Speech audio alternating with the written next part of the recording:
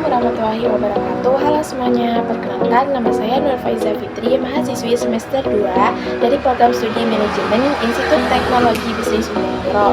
Di sini saya akan memberikan sedikit penjelasan mengenai mata kuliah Civic dan Pancasila untuk memenuhi tugas ujian akhir semester.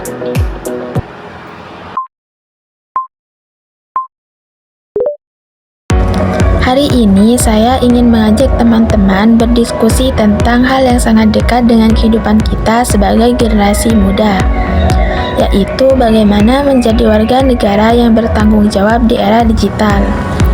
Saat ini kita hidup di zaman yang disebut era digital, di mana teknologi dan media sosial menjadi bagian dari kehidupan kita dalam sehari-harinya. Mulai dari bangun tidur sampai sebelum tidur lagi, kita tidak lepas dari smartphone dan koneksi internet. Tetapi, pernahkah kita berhenti sejenak dan bertanya, apakah kita sudah bertanggung jawab atas apa yang kita lakukan di dunia digital? Banyak dari kita secara tidak sadar menjadi pelaku penyebaran hoaks, ujaran kebencian, atau bahkan menjadi bagian dari perundungan digital. Saya sendiri pernah mengalami situasi di mana teman saya diserang secara tidak adil di komentar sosial, hanya karena ia menyampaikan pendapat yang berbeda.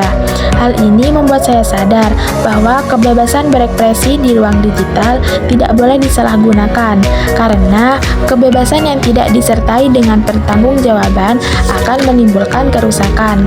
Dan juga ada satu kejadian yang masih saya ingat sampai sekarang. Waktu itu saya hampir membagikan sebuah berita di WhatsApp grup keluarga tentang kasus penculikan anak. Judulnya sangat provokatif, tetapi sebelum saya kirim, saya cek terlebih dahulu kebenarannya, dan ternyata itu adalah hoaks. Dari situ saya belajar bahwa sekecil apapun tindakan digital kita, sekali klik, sekali kirim, bisa berdampak besar. Bayangkan jika semua orang berpikir seperti itu, media sosial kita akan jauh lebih sehat. Tindakan kita di media digital tidak bisa dilepaskan dari nilai-nilai Pancasila.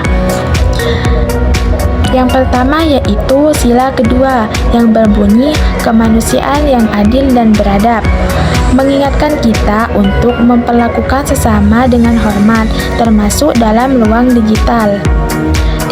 Dan yang kedua yaitu sila keempat yang berbunyi kerakyatan yang dipimpin oleh hikmat kebijaksanaan dalam permusyawaratan perwakilan, mengajak kita untuk bijak dalam menyampaikan pendapat dan tidak memaksakan kehendak secara kasar. Dan yang ketiga yaitu sila kelima yang berbunyi keadilan sosial bagi seluruh rakyat Indonesia, termasuk dalam keadilan informasi, yaitu tidak menyebarkan informasi yang salah yang bisa merugikan pihak lain. Saya pribadi pernah hampir ikut menyebar berita yang ternyata tidak benar. Sejak saat itu, saya belajar untuk lebih hati-hati memastikan kebenaran informasi sebelum membagikan. Saya juga belajar untuk tidak ikut dalam komentar negatif yang tidak membangun. Dan di sini juga ada aksi nyata yang bisa dilakukan. Yang pertama yaitu memverifikasi informasi sebelum menyebar. 2. Mengedukasi teman atau keluarga jika mereka menyebarkan hoaks. 3. Menggunakan media sosial untuk hal-hal positif, menyebar semangat belajar, kegiatan sosial, atau inspirasi usaha. Yang terakhir yaitu melaporkan akun-akun yang menyebarkan kebencian. Demikian refleksi saya sebagai warga negara Indonesia di era digital. Menjadi warga negara yang bertanggung jawab bukan hanya soal kewajiban di dunia nyata, tapi juga di dunia digital. Mari kita jaga ruang digital kita dengan nilai-nilai Pancasila.